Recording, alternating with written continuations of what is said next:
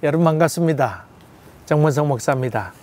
하나님의 은혜가 여러분과 가정 위에 충만하기를 간절히 기원합니다.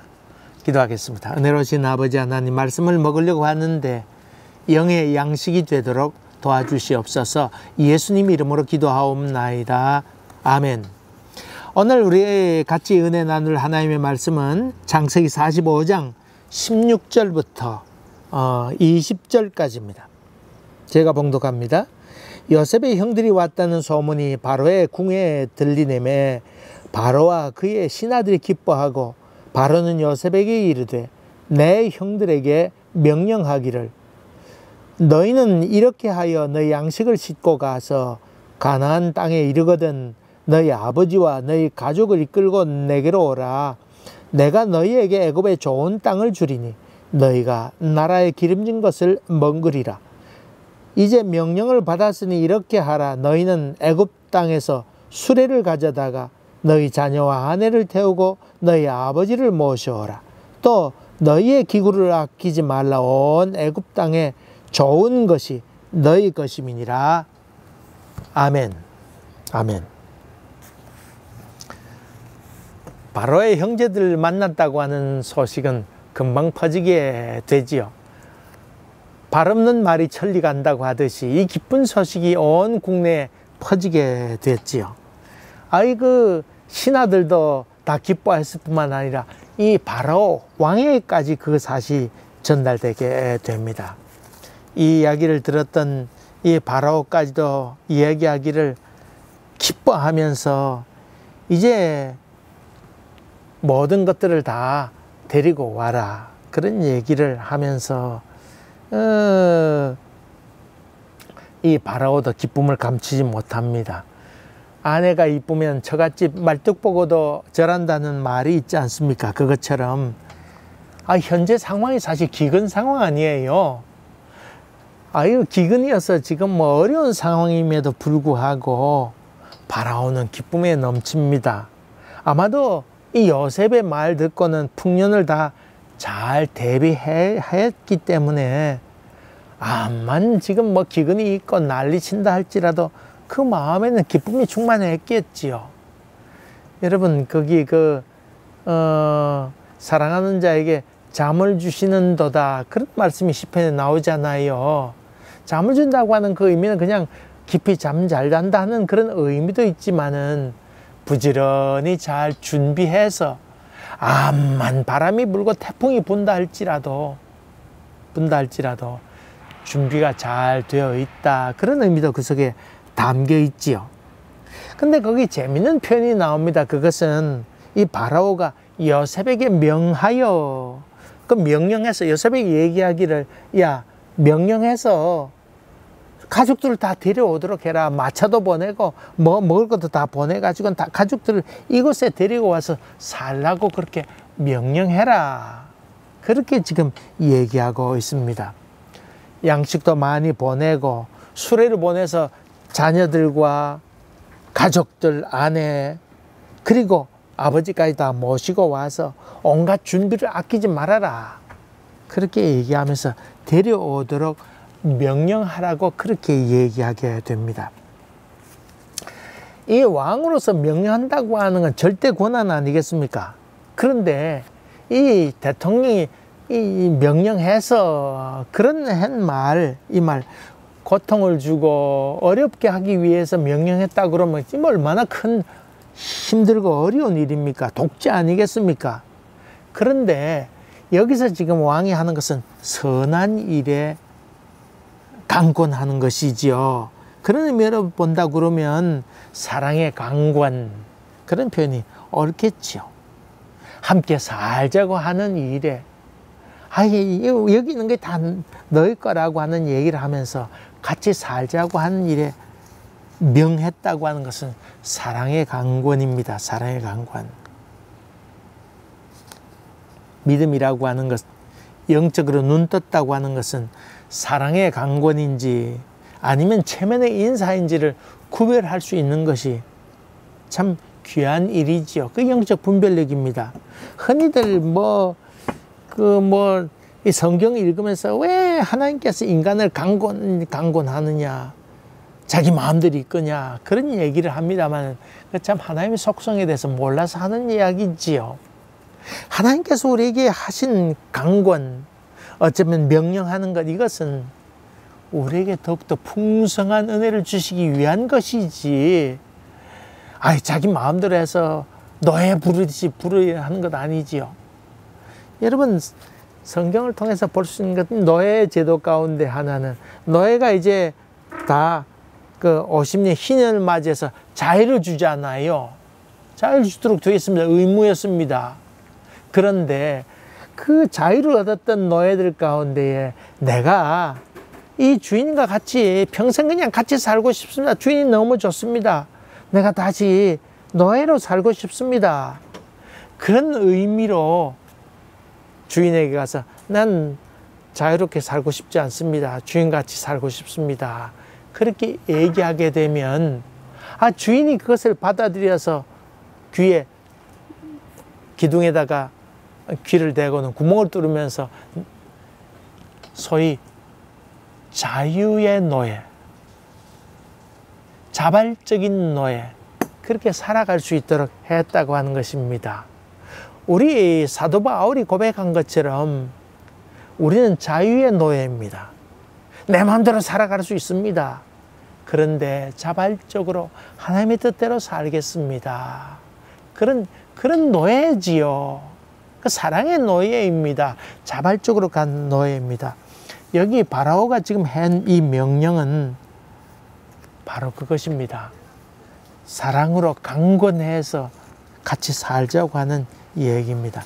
이런데 여러분 눈치가 있어야 됩니다. 영적인 눈치는 하나님을 향해서 하나님께서 우리를 풍성케 하기 위하여 우리를 강권하여 부르시는구나. 거기에 대한 눈이 떠지게 되는 것을 의미하는데, 하나님께서 우리를 시험하기 위한 것인지 아니면 참 누리라고 하는 명령인지를 잘 깨닫는 것, 그것이 필요한 것이지요. 여러분, 그 명령한다고 하는 말 가운데 아주 재미있는 편이 또 나오지요. 신약 성경 가운데에 아주 아름다운 이야기가 나오지요. 신약의 서신 가운데 참 아름다운 이야기가 담겨, 짧지만은 참 아름다운 이야기 나오지. 뭡니까? 맞습니다. 빌레몬서입니다. 빌레몬서.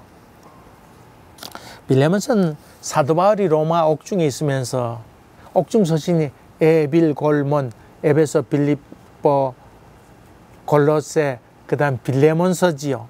빌레몬 사도 바울이 감옥에 있으면서 편지를 보냈는데 빌레몬에게 보낸 편지죠.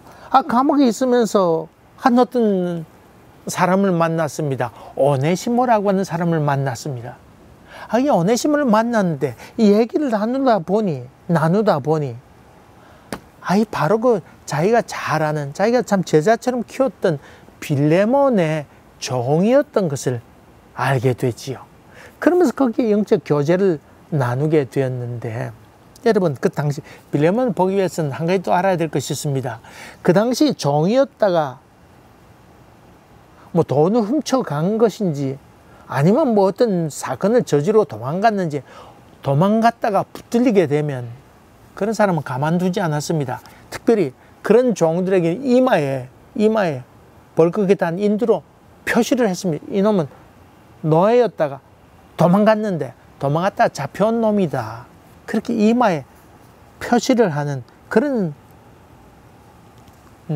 제도가 그 당시에 있었습니다. 또 그렇지 않고 이놈이 아주 질나게 이 주인이 화가 나서 이놈 죽이라 된다. 그러면 그 소위 그 어항 같은 데 있잖아요. 궁궐에. 거기에 뭐 아주 싸나운 악어 같은 걸 키웠는데 거기다가 주워버려서 던져버려서 악어밥이 되기도 했습니다. 그래야 다른 종들이 함부로 도망가지 않잖아요. 그걸 보고는 에이구 무섭구나, 도망갔다가 큰일 나겠구나 생각해서 그렇게 하기도 했지요.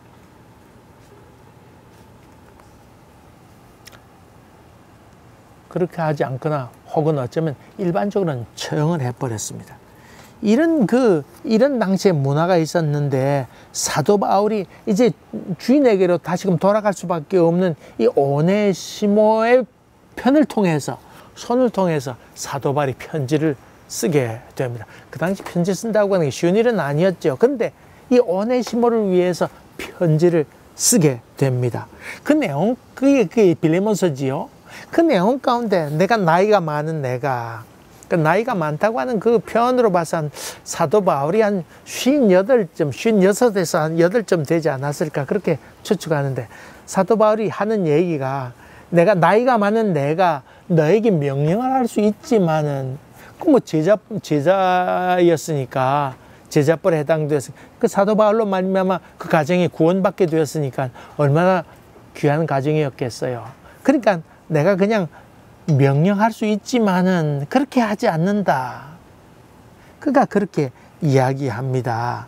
참 그렇게 보내면서 명령할 수 있지만은 그렇게 하지 않는 이유는 자의로, 내가 기쁜 마음으로 스스로 그렇게 하기를 바라면서 이렇게 내가 명령하지 않는다.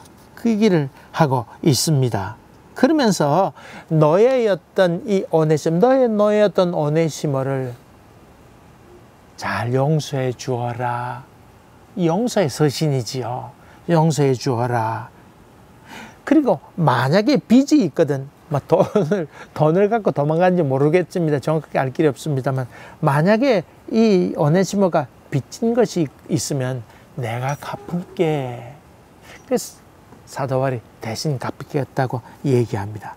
근데 그 말 가운데 더 중요한 말이 나옵니다. 참 기가 막힌 얘기가 나오는데, 이제는 내가 이 오네시모를 종으로 여기지 아니하고 형제로 여기기를 바란다. 이야, 참 감격적인 이야기입니다. 이놈이 지금 죽어 마땅한 놈인데 형제로 대해달라고 하는 이야기, 사랑의 호소를 하게 되지요.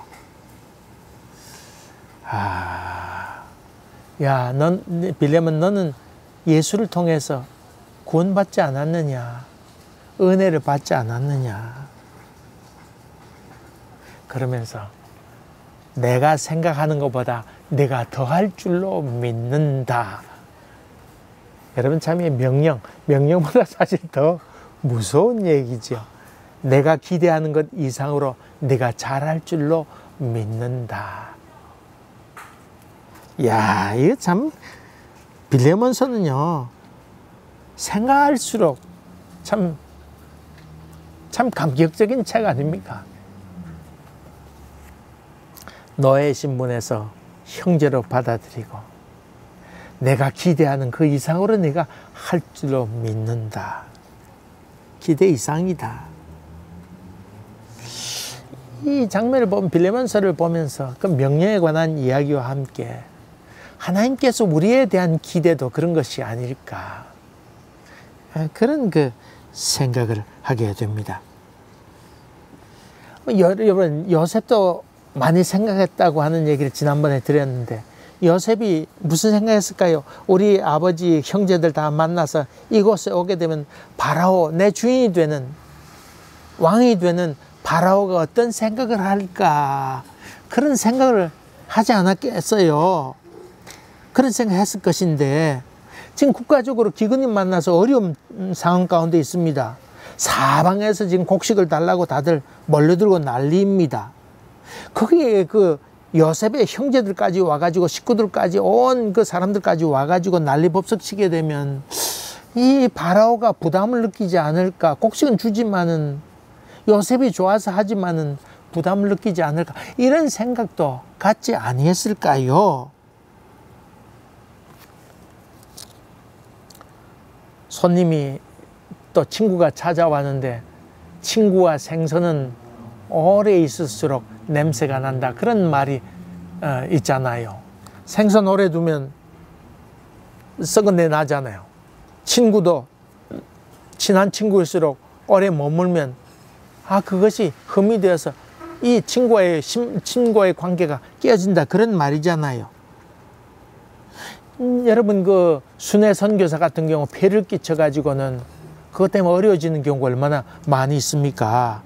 그래서 순회 선교사일 경우에 며칠 이상, 3일 이상 오래 더 머물면 그 가짜인 줄 알아라. 그런 말까지 그 신약시대에 또 있었잖아요. 그래서 생선과 친구는 오래 있으면 안 된다. 그런 말이 있습니다. 이민사회도 마찬가지예요.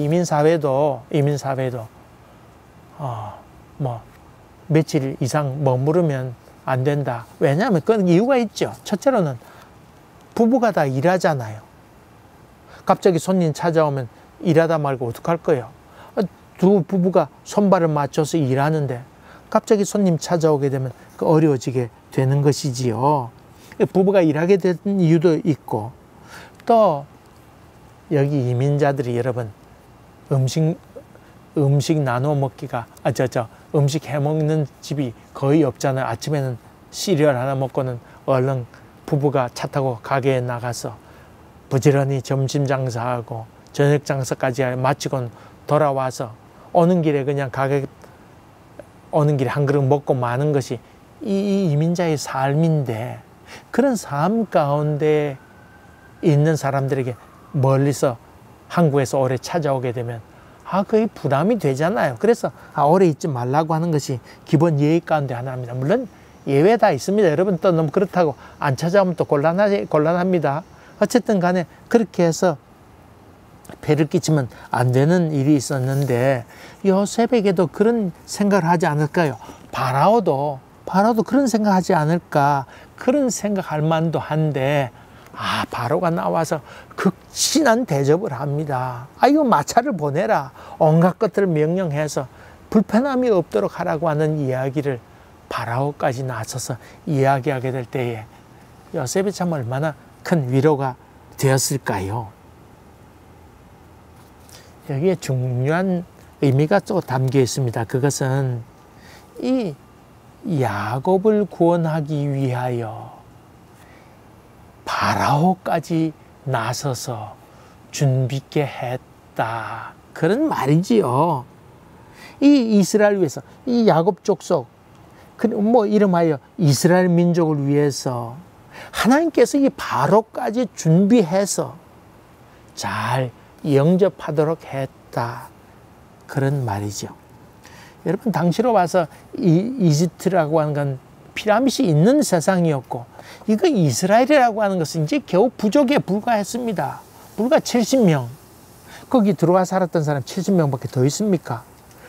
상대도 되지 아니하고, 이 야곱과 그리고 바라오 신분으로 보나 뭐로 보나 전혀 상대가 되지 않았던 이스라엘과 이집트의 관계, 이런 도저히 비교의 대상이 되지 않았던 이런 관계 속에 있었던 이 당시 상황이었는데, 하나님께서 이스라엘을 위하여 그렇게 준비하셔서 바라오까지 나와서 그들을 환영하게 하였구나.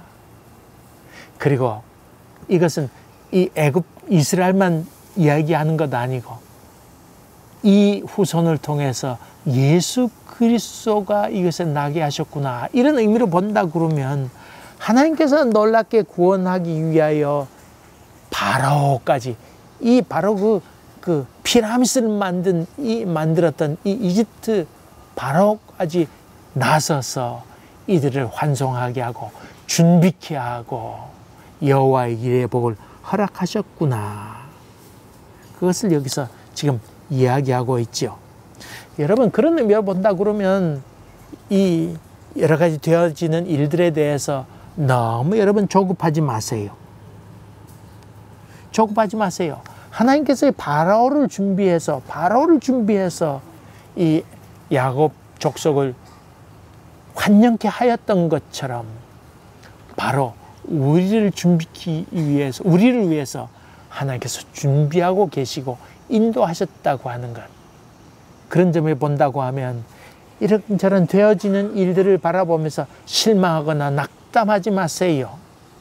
우울해하지 마세요. 하나님께서 우리를 위하여 준비하고 계셨다고 하는 것, 그것이 여기서 중요한 열쇠입니다. 여러분, 사도 바울이 1차, 2차, 3차 선교행 마치고 돌아와서 예루살렘에 돌아가게 됐는데, 거기서 이 바울을 죽이려고 하는 유대인들이 많이 있었잖아요.